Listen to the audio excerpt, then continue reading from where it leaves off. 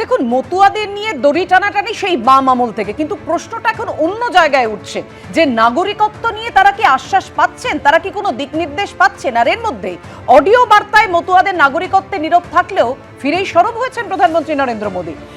আমরা সবসময় মতুয়া এবং নমশূদ্রদের পাশে আছি। মতুয়া নমশূদ্রদের তৃণমূলের করুণার কোনো প্রয়োজন নেই। সম্মানের সঙ্গে ভারতে থাকার অধিকার আছে মতুয়া নমশূদ্রদের। এটা সম্ভব হয়েছে আমাদের সরকারের আনা সিএ এর জন্যই। বিজেপি একবার পশ্চিমবঙ্গের ক্ষমতায় এলেই আরো কিছু করব, বাংলা থেকে ফিরেই মতুয়াদের পাশে থাকার বার্তা দিয়েছেন প্রধানমন্ত্রী নরেন্দ্র মোদী।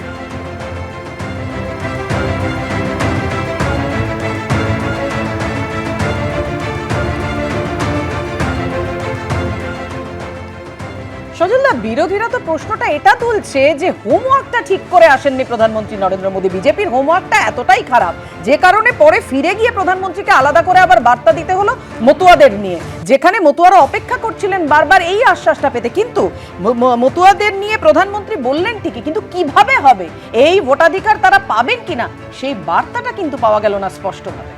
দেখুন, একজন প্রধানমন্ত্রীর পক্ষে এইভাবে আপনারা অমুক তারিখে পেয়ে যাবেন এটা এইভাবে বলা সাজে না, সেটা একটা অন্য ব্যবস্থার মধ্যে দিয়ে হবে। কিন্তু এই যে বলছেন যে হোমওয়ার্ক হয়নি, ধরুন আপনাকে যদি এক্ষুনি এই বাইরে বেরিয়ে রাস্তার মোড়ের বাস স্ট্যান্ডে গিয়ে আপনাকে বলা হয় আপনি এই সভাটা এই অনুষ্ঠানটা পরিচালনা করুন, নিশ্চয়ই তাল কাটবে, নিশ্চয়ই কিছু সমস্যা হবে। কিন্তু যে হ্যাঁ না না একদম সেটাই উনি বলেছেন, সেটাই সমস্যা হয়েছে, কিন্তু পরবর্তীকালে উনি সেটা বুঝিয়ে দিয়েছেন। আমার কয়েকজনকে দেখলাম, মানে খুব আশ্চর্য লাগলো। মানে মোহাম্মদ সেলিম, তারা গত কয়েকদিন আগে গিয়ে ঠাকুরবাড়িতে গেছেন, মালা পরিয়ে এসছেন, যেটা তাদের সংবিধান বিরোধী, গঠনতন্ত্র বিরোধী, ভোট এমনই একটা জ্বালা, যেখানে পৌঁছেছেন। উনি বললেন যে ফতুয়া, মতুয়াদের ফতুয়া, রে ভাই বাংলার মানুষ, তোমার ওই কোটটা যেটা আছে ওটা যে কত শতছিদ্র, আর পেছনের লুঙ্গিটাও যে কি অবস্থা, সেটা বাংলার মানুষ তোমাদের শূন্য করে বারে বারে নির্বাচনে দেখিয়ে দিয়েছে। আর একটা বিষয় হচ্ছে, সেটা হচ্ছে ধরুন এই কুণাল ঘোষ, সে তো আগে থেকেই প্রস্তুত হয়ে বসে আছে, মোদিজির ভাষণ শেষ হলেই আমার ভাষণ শুরু হবে, যাতে করে অন্য যারা আছে মুখপত্র তারা মুখ খুলতে না পারে।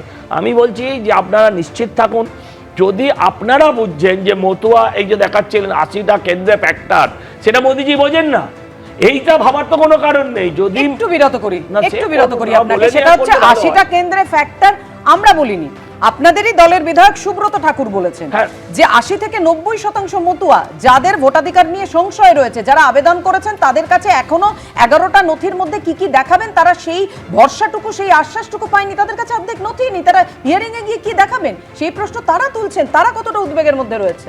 আমি বলছি নিশ্চয়ই উদ্বেগ আছে, যেমন এসআইআর এর উদ্বেগ ছিল, যে উদ্বেগগুলোকে মিডিয়া আরো উদ্বেগটাকে বাড়িয়েছিল, ঠিক সেই রকম ভাবে আজকে সেইভাবে উদ্বেগটাকে বাড়ানো হচ্ছে। যে মতুয়াদের আজকে উপস্থিতি ছিল, সেই উপস্থিতিটা যদি আপনারা বলেন শুধু মোদিজি তাদের সিএ এর মাধ্যমে নাগরিকত্ব দেওয়ার জন্য, সেটা মিথ্যে কথা। যদি সেটা হতো তাহলে অনেক বড় বিক্ষোভ হতো।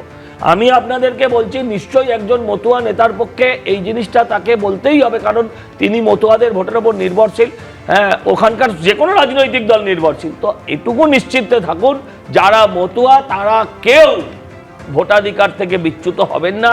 এবং যারা হিন্দু, যারা শরণার্থী, যারা 2024 সালের 31শে ডিসেম্বরের মধ্যেও যারা ভারতবর্ষে ঢুকেছেন, এই যে সেলিম যে মানুষকে ভয় দেখাচ্ছেন, যেটা একদম সজলদা ঠিক যে কথা বলছেন যে কোনো মতুয়া, কোনো নবশূদ্রের কারণ নাম বাদ যাবে না, সবাই নিশ্চিন্তে থাকুন। কিন্তু প্রদীপ্ত, তাহলে আপত্তিটা কোথায়? প্রধানমন্ত্রী বলছেন যে মতুয়া নবশূদ্রদের তৃণমূলের করুণার কোনো প্রয়োজন নেই, যা করার একদম বিজেপি করবে। বিজেপি করবে, কিন্তু বিজেপি এখনো আমাদের রানাঘাটের আবহাওয়া বা পশ্চিমবঙ্গের জলবায়ু বুঝতে পারছে না, এবং জলবায়ু বুঝতে না পারার জন্য কলকাতা থেকে সবাই গাড়ি করে পৌঁছে যাচ্ছেন, আর প্রধানমন্ত্রীর চপার নামতে পারছে না, ফলে কুয়াশা ঝকন একটা হয়ে যায় আর কি। দেখো, 2002 সালের মানদণ্ড নিয়ে আমাদের প্রথম থেকে প্রশ্ন ছিল। কেন প্রশ্ন ছিল তার ব্যাখ্যা বারবার দিয়েছি। খেয়াল রাখতে হবে, 2002 সালের পরে 2004 সালে মাননীয় তৎকালীন প্রধানমন্ত্রী বাজপেয়ীজির নেতৃত্বে একটা সিএএ হয়, এবং সেই সিএএ এর কনটেক্সটে একটা নাগরিকতা দেওয়ার প্রক্রিয়া চলে। এবং নির্মলা সীতারামনজি 2020 সালের জানুয়ারি মাসে খুব পরিষ্কার করে বলেন যে 5500 জনের বেশি ভারতীয়কে 14 থেকে 19-এর মধ্যে নাগরিকত্ব দেওয়া হয়েছে, তার মধ্যে 500 জনের বেশি মুসলিম। Point number 1। Point number 2, delimitation হয়েছে তারপরে 2009 সালে, এবং ডিলিমিটেশনের পরে মারাত্মকভাবে সমস্ত অধিক্ষেত্রগুলো পরিবর্তন হয়েছে, এবং তারপরে 2011 সালে সেন্সাস হয়েছে পয়েন্ট নাম্বার 3। তাহলে এই যে পরপর পরিবর্তনগুলো হলো, এর ফলে তো ভোটার লিস্টেও নানান পরিবর্তন এসেছে। এবং মতুয়ারা পয়েন্ট নাম্বার 4, সংবিধানের 326 নম্বর ধারা অনুযায়ী সুব্রত ঠাকুর থেকে শুরু করে ঠাকুরবাড়ির শান্তনু ঠাকুরকে বা যারা ওখানকার সাংসদ আছেন, বিধায়ক আছেন, প্রত্যেককে জয়ী করেছেন। তারা তো 326 নম্বর অনুযায়ী ধারা অনুযায়ী ভোট দিয়েছেন। সুপ্রিম কোর্টের অবজারভেশন ধারা অনুযায়ী পরিষ্কার কথা, যারা ভারতীয় নাগরিক তারাই ভোট দেবে। তাহলে তাদেরকে আবার টেস্টের মধ্যে যেতে হবে কেন? তাদেরকে আবার এক্সামিনেশনের মধ্যে দিয়ে যেতে হবে কেন? তাহলে উদ্বেগ কি শুধু মিডিয়া ছড়াচ্ছে, না কিছু প্রশ্ন ছড়াচ্ছে? যখন আমি দেখতে পাচ্ছি পাশাপাশি সিএএ ক্যাম্প হচ্ছে, পয়েন্ট নাম্বার 5, এত সিএএ ক্যাম্প হয়ে গেল যে সিএএ ক্যাম্পের কনটেক্সটে আমরা ভাবলাম বোধহয় বিজেপি একটা টালমাটাল অবস্থায় রয়েছে, সিএএ ক্যাম্পগুলো করে হয়তো এই মানুষগুলোর একটা সুরাহা করে দেবে। কিন্তু সিএএ ক্যাম্প আমরা দেখছি তার রেজাল্ট শূন্য। আবার উল্টো দিকে পয়েন্ট নাম্বার 6, সেখানে কি বলছি, দেখো ব্রজবাসীকে 2021 সালে, এই 2025 সালের 21শে জুলাইয়ের কাছাকাছি সময় এনআরসি নোটিশটা দিয়ে দেওয়া হলো, এবং সেখানে পরপর 4-5 জনকে দিয়ে দেওয়া হলো।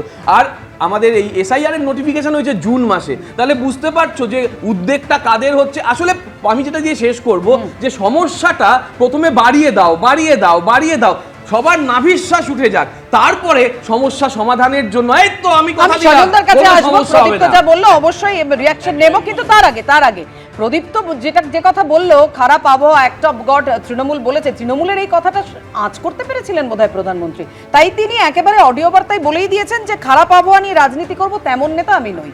হ্যাঁ, না, আমিও যেটা প্রধানমন্ত্রী বলেছেন সেটা নিয়ে আমি বলবো না, হ্যাঁ ওটা নিয়ে কুণাল ঘোষ বরঞ্চ বলুক। আমি যেটা বলছি সেটা হচ্ছে, ও দুটো কথা বলেছে। এক হচ্ছে মুসলিমদের 500 জনকে, 5500 মানুষকে নাগরিকত্ব দেওয়া হয়েছে, তার মধ্যে 500 জন মুসলিম আছেন।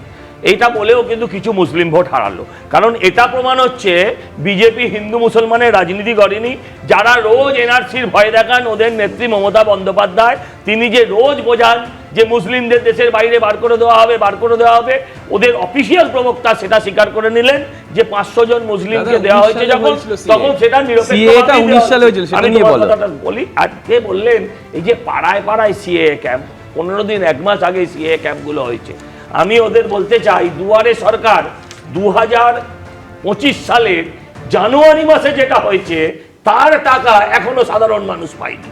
বার্ধক্য ভাতা থেকে আপনার লক্ষ্মী ভান্ডার থেকে যেগুলো 2025 সালের জানুয়ারিতে হয়েছে, সেগুলো এখনো দিতে পারেনি। এরা এই মানুষকে এই যে আতঙ্কের বেসাতি, এখানে নাবিশ্বাস উঠছে ওদের। ঠিক, ওরা এটা বললো যে জটিল করে তারপর সমাধান করে দেবে, তার মানে সমাধান হবে। ওদের যে নাবিশ্বাস উঠছে, কিন্তু মতুয়া পাড়ায় কিভাবে হবে সেটা বলে দিলেই তো সমস্যা মিটে যায়, মতুয়ারা নিশ্চিন্ত হতে পারে। আপনাকে বলছি একদমই, মানে সজলদা এখানে একটা সত্যি প্রশ্ন যে কিভাবে হবে। এবিপি আনন্দ, এগিয়ে থাকে, এগিয়ে রাখে।